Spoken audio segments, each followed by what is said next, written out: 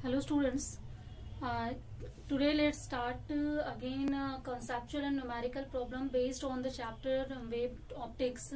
As in the last class I have discussed a number of conceptual problems related to interference and diffraction, means on the chapter wave optics. Here polarization and Doppler effect I am not taking that because that is deleted from your syllabus this time.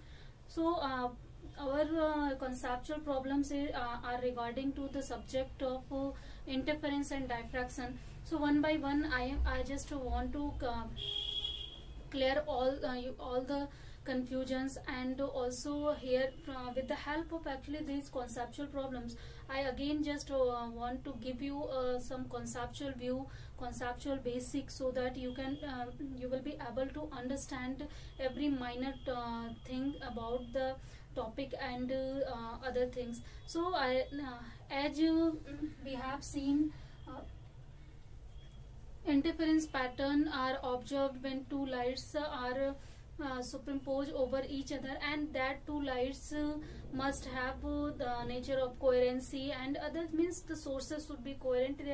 There were the number of conditions to obtain a sustainable interference pattern or diffraction pattern. So with the help of that number of conditions, there can be a number of conceptual questions related to them.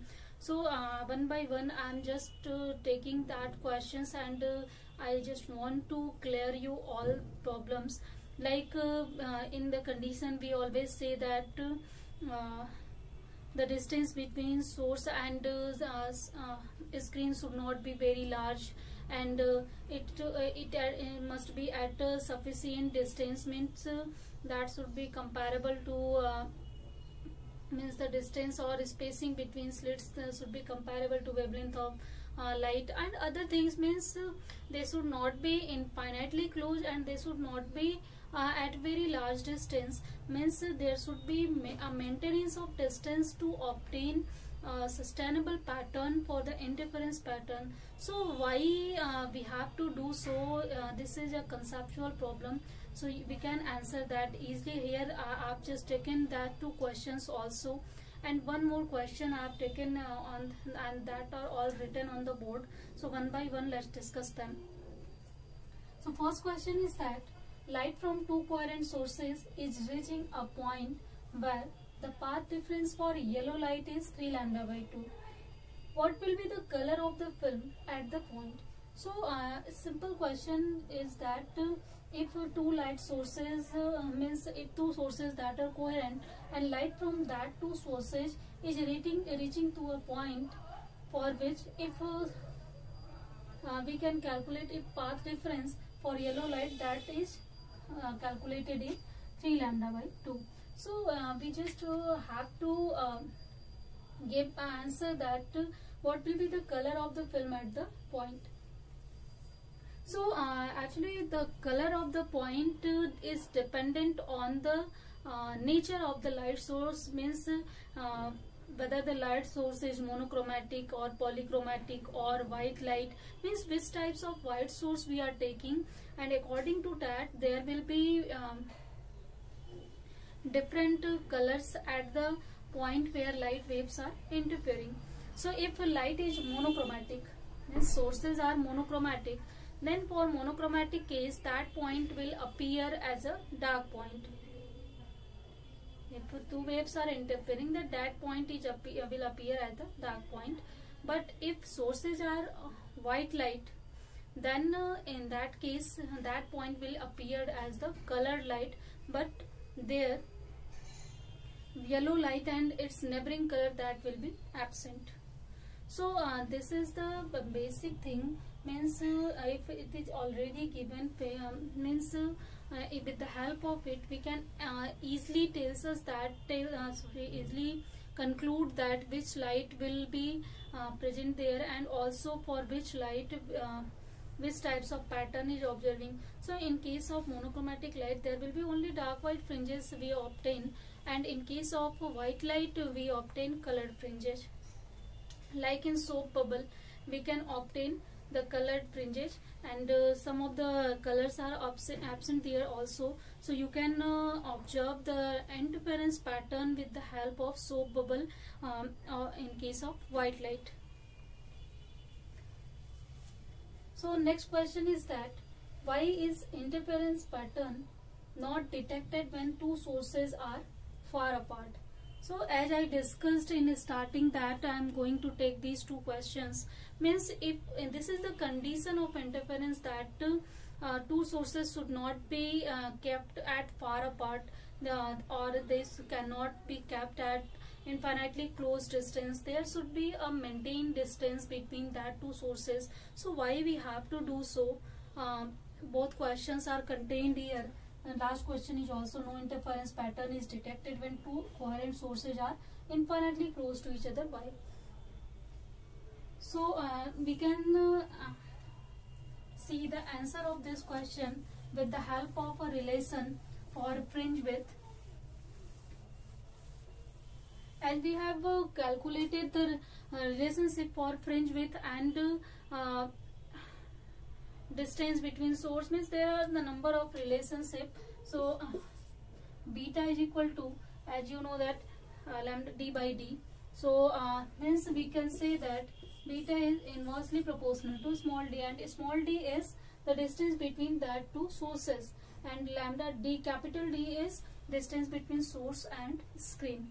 So this is the condition here we can obtain from the expression of fringe width. With the help of this expression we can give the satisfactory reason for these two questions. So first question is why the interference pattern not detected when two coherent sources are far apart. So if they are far apart, then definitely this value will be very large, and obviously if this value is very large, then the value of beta, means fringe width, that will be going on smaller and smaller, and means with the increase in distance between the sources, the fringe width will decrease, and ultimately if it will go beyond the vision, then we will not be able to see this fringe width. So that's why for a very large means if two sources are kept at very large distance, then the fringe width becomes very smaller, and we will not be able to detect that fringe. So that's why here we cannot keep it at very far distance. The second question is that why we cannot keep the sources at infinitely close distance, as that time also we don't observe any interference pattern. So for that case you can see again the relation from here. If the value of d is very small, means the two sources are kept at infinitely close distance. So if this is very small, then obviously the value of beta, that will be very large, and even it will be large enough so the field of view will be completely filled by only one fringe. So there will be a uniform pattern will be observed at our eyepiece, and or means we cannot even observe other fringes and even bright dark fringes, only or either bright or the dark fringes or dark fringes will observe. So with increase in fringe width, we will not be able to detect any other fringes. So that's why we should maintain the distance between the two sources, and with the help of that we will be able to see a number of fringes, and also they will have a sufficient fringe width.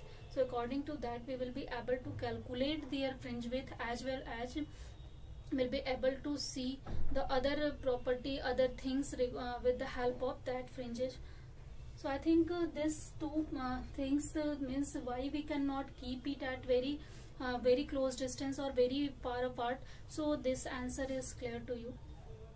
So if this is clear to you, let's see some more conceptual problems according to interference and diffraction pattern. So the next conceptual problem is related to diffraction of light, and as I am already talking about that, so these problems contains the basic things about the diffraction of light.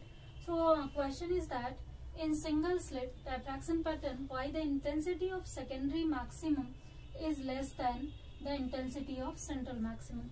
So we have to give a region, and also we have seen that in case of single slit experiment, the central maxima is of the each point of the maximum intensity, and also the secondary maximum that are obtained on the screen, that has little means they have less intensity in comparison to central maximum.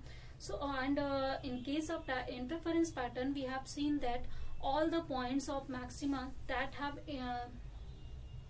totally equal intensity, means they have equal brightness or they have equal darkness. So all the dark points and bright fringes that had same intensity. But in the case of diffraction pattern, when light is light is diffracted with the edge of any obstacle, then after diffracting, what is the effect due to that?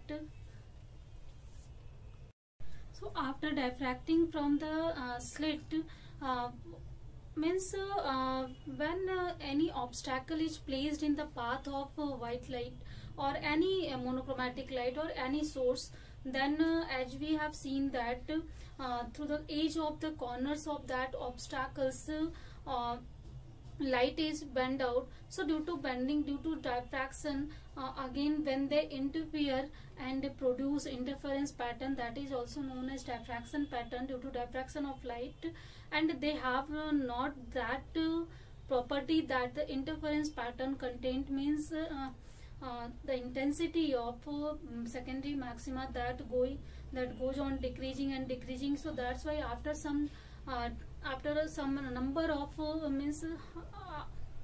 patterns, the intensity disappears, means we were unable to see the in diffraction pattern. So we can see only some of the diffraction pattern because the intensity is redistributed in such a manner that central maxima is the point of maximum intensity, and the when on the side of the screen where the fringes are observed, that there the intensity is decreasing and decreasing. So why it's so, we have to just tell its region. So the region is very simple actually. Suppose there is a slit and this is a screen. So from here, suppose this is the point of central maxima. So in case of central maxima point, as we are seeing that light is reaching to that point from all the parts of the slit, means if the this part is of the slits, so light will enter at every point, and means light is reaching to this point from all parts of the slit. So that's why this point will be of bright point and maximum intensity point. But here, suppose that at any point P where the secondary maxima is observed, here the wave reaches due to the diffraction of light wave. This is the edge of a corner of this obstacle or slit, and due to that, here the wave bent out and reaches here. So due to bending of the wave, obviously here the wave reaches here only due to the some of the part of the slit, not all of the part of the slit. So here the case is that at this central maximum point, waves reaches from all part of the slit, but at secondary maximum point, waves reaches only due to some part of the slit, means due to corners of the slits. So that's why obviously here if most of the intensity is not decreasing here, not reaching here, so obviously after interference or when we observe the diffraction pattern, so that secondary maxima point will be of less intensity than the central maxima. So in case of diffraction, that's why we always observe the intensity decreases when the order of pattern increases. because in increasing order of pattern, the intensity reaches there that decreases continuously, because the intensity reaches at that point due to diffraction, due to bending, and in bending of light only some of the energy reaches there, some of the intensity reaches there. So that's why the intensity of their interference pattern, that is decreases. So in the case of diffraction, that's why we have non-continuous distribution of energy. Some of the at some point energy is maximum, intensity is maximum, at some point intensity is minimum. So that's why here the after some time the fringes disappear in the case of diffraction pattern, but in case of interference that this condition does not happen.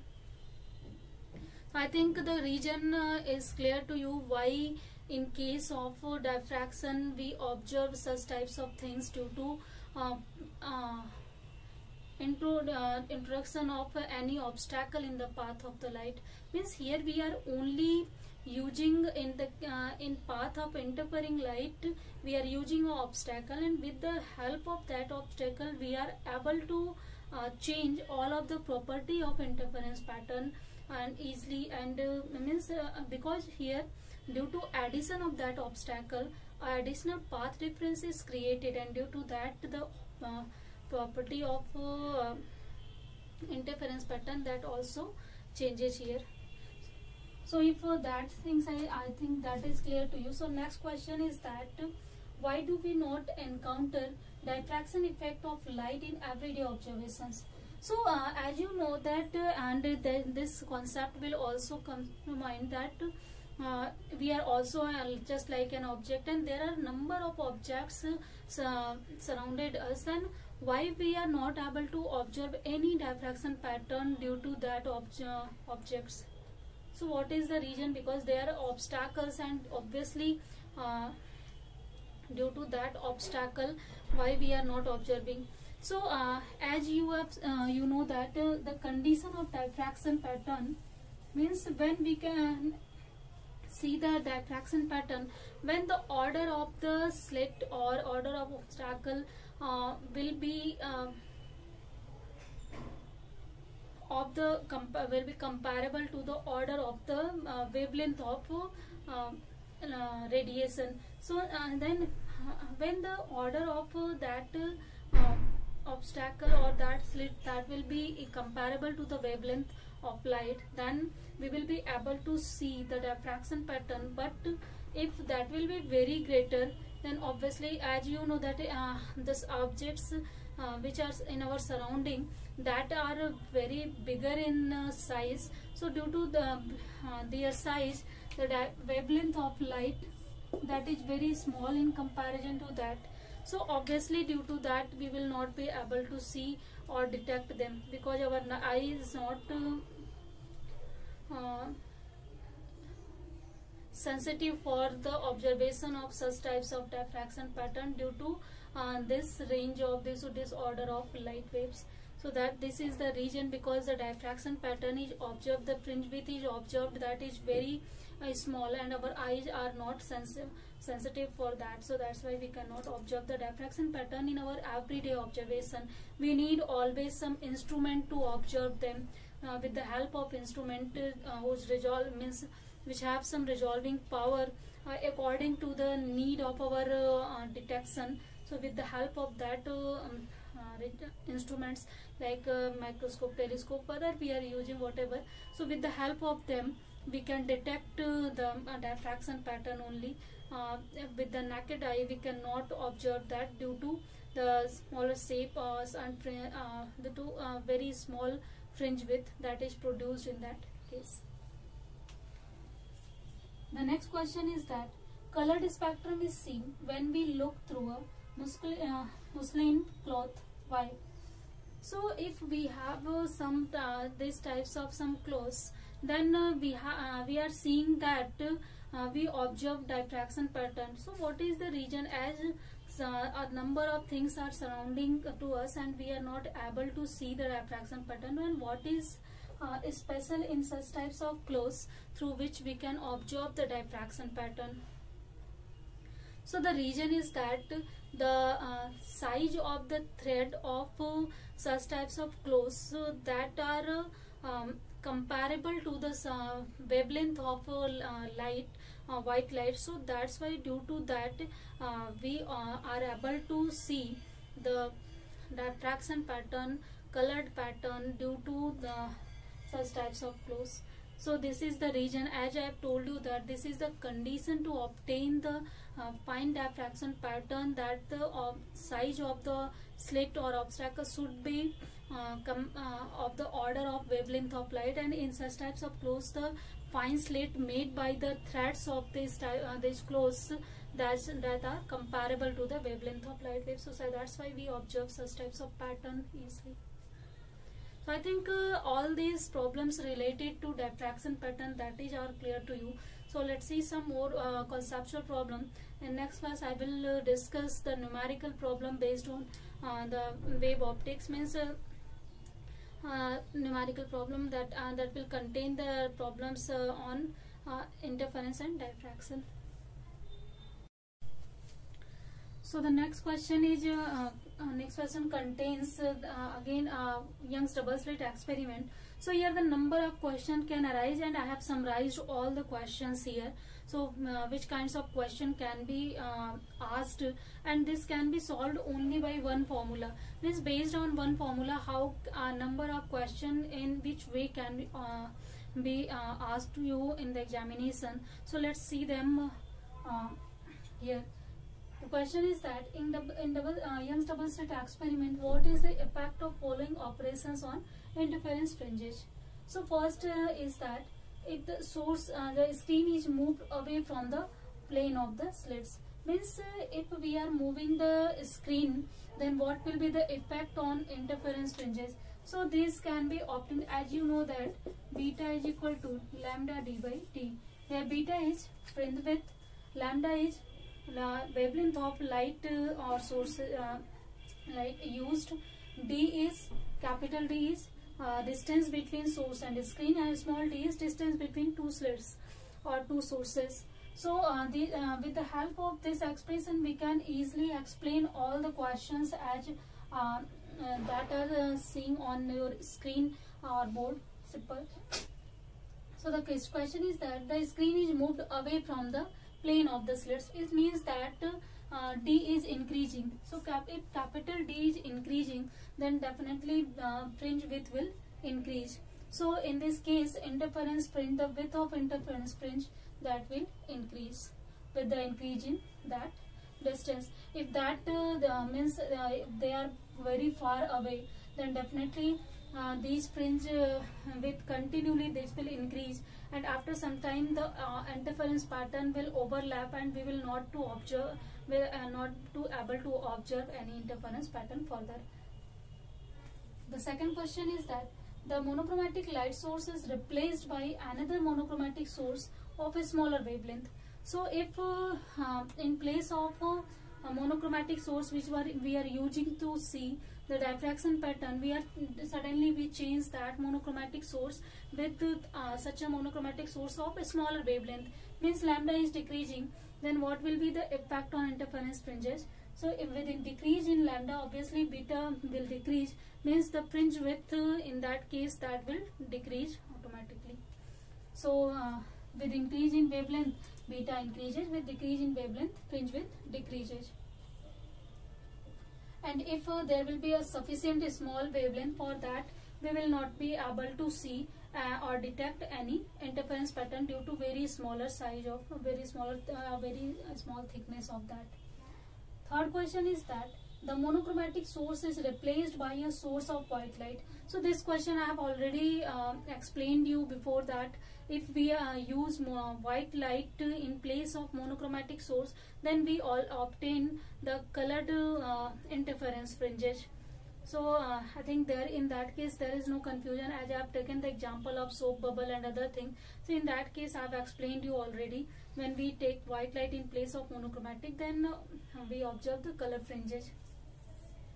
The fourth question is that the width of the source slit is made wider, means we are increasing this small d, So this question I've already told you that question also before in previous examples, previous conceptual problems. So if D increases, means we are making the source slit wider, then obviously value of B that will decrease. Means more wider will be the source, there will be less fringe width. Means if that will be sufficiently wider, then after some time we will not be able to detect any fringe width.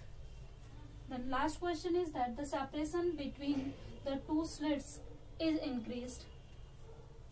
So in that case also, if the separation is increased, then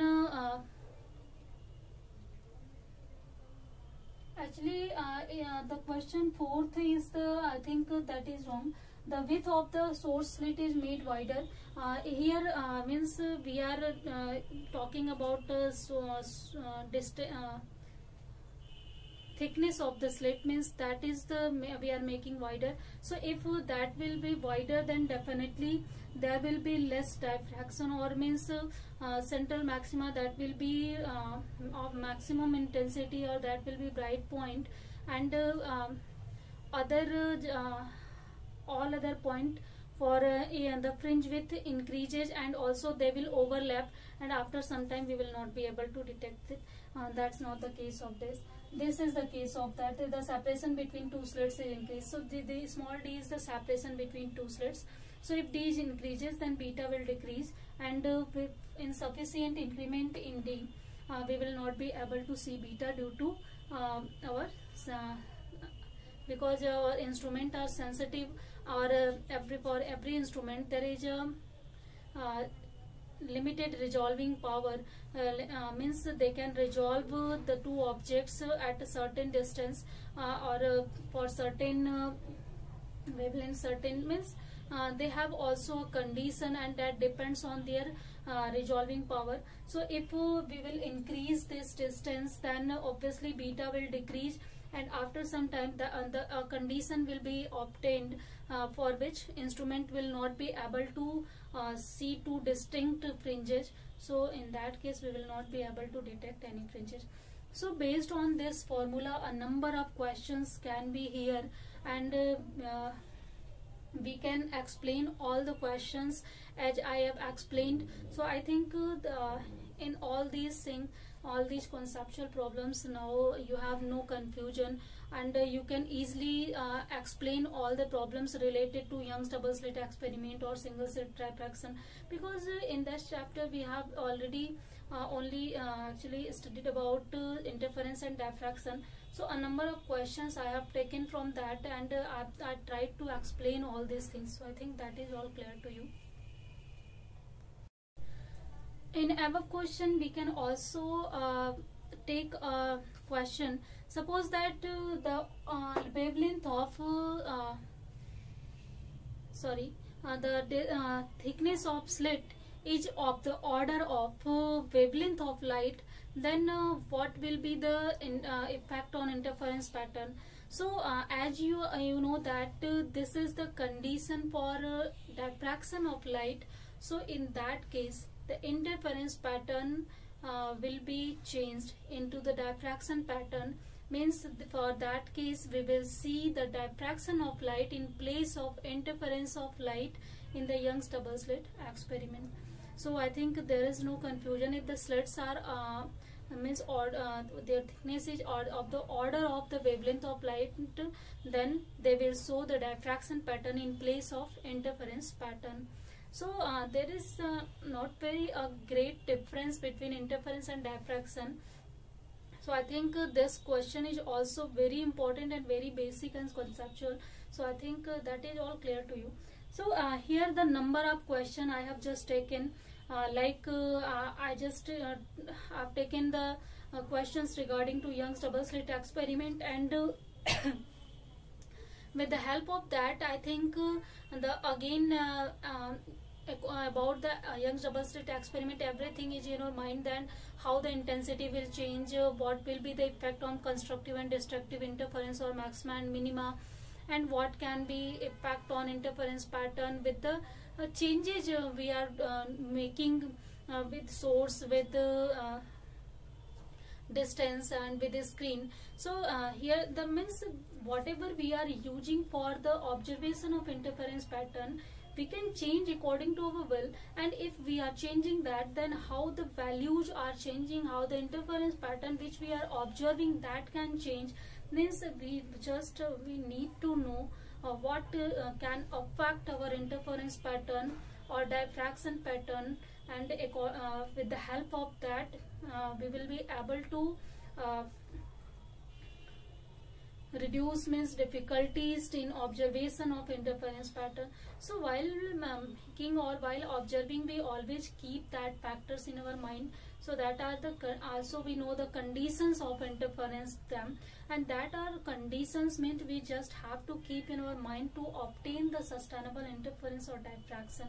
So I think these all things are clear to you, and basics about the all wave optics, that is clear to you. So why we are doing so, or we are taking a number of conditions in case of interference and diffraction, and why that needed to take.